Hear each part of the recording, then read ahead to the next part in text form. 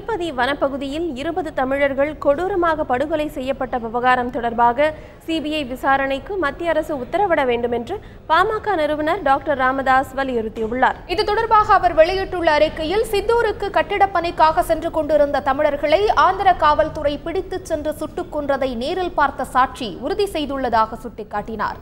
உண்மையை மறைத்து பாதிக்கப்பட்ட தமிழர்கள் மீதே மத்திய அமைச்சர் வெங்கையா நாயுடு பழி சுமத்த முயன்றிருப்பது கண்டிக்கத்தக்கது என்றும் அவர் கூறியுள்ளார். இரு மாநிலங்கள் சம்பந்தப்பட்ட வழக்கு என்றாலே அதை சிபிஐ விசாரணைக்கு ஒப்படைப்பது வழக்கமாக இருப்பதாகவும் அவர் குறிப்பிட்டுள்ளார். இனியும் தாமதிக்காமல் இந்த வழக்கை சிபிஐ விசாரணைக்கோ அல்லது உச்சநீதிமன்ற நீதிபதி தலைமையிலான நீதி விசாரணைக்கோ மத்திய அரசு உத்தரவிட வேண்டும் என்றும் டாக்டர் ராமதாஸ் வலியுறுத்தியுள்ளார்.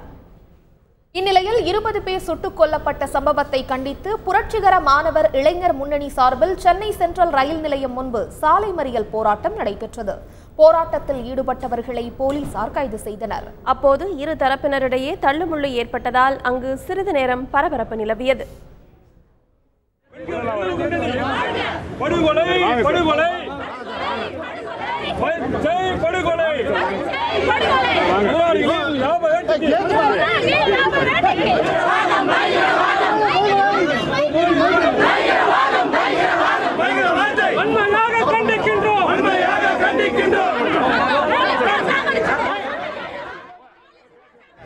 இதேபோல் சென்னை தியாகராய நகரில் உள்ள ஆந்திரா கிளப் முன்பு குவிந்த தமிழக முன்னேற்ற காங்கிரஸ் அமைப்பை சேர்ந்தவர்கள் ஆந்திர முதலமைச்சர் சந்திரபாபு நாயுடுவின் உருவ பொம்மையை எரித்தனர். பின்னர் ஆந்திரா கிளப்பை முற்றுகையிட முயன்ற அவர்களை போலீசார் கைது செய்தனர்.